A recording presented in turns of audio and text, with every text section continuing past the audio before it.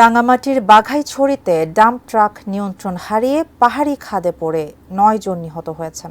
আহত 10 জন হাসপাতালে চিকিৎসাধীন, তাদের মধ্যে 5 জনের অবস্থা আশঙ্কাজনক। খাগড়াছড়ির প্রতিনিধি আবু দাউদের পাঠানো তথ্যে ডেস্ক রিপোর্ট।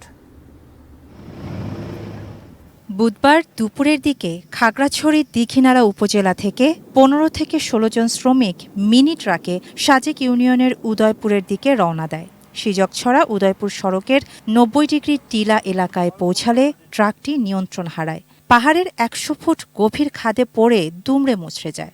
ঘটনাস্থলেই 6 জনের মৃত্যু হয়, আহত হন 10 জন।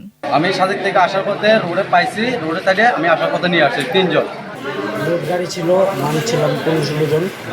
আমি ঢাল থেকে নামতেছি তো আমার সঙ্গে গাড়ি পোল্ট্রি খেলা ঢাল অনেক উঁচা পোল্ট্রি খেয়াল পাশে পড়ে গেছে।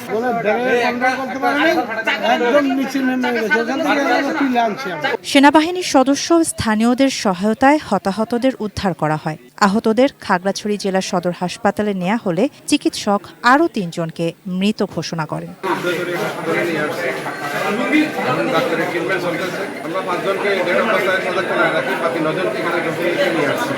দুর্ঘটনায় নিহত ও আহতদের অধিকাংশের বাড়ি কিশোরগঞ্জ, কুড়িগ্রাম ও গাজীপুর বলে জানা গেছে। শাহানা জাহান, ডেস্ক রিপোর্ট, এটিএন নিউজ।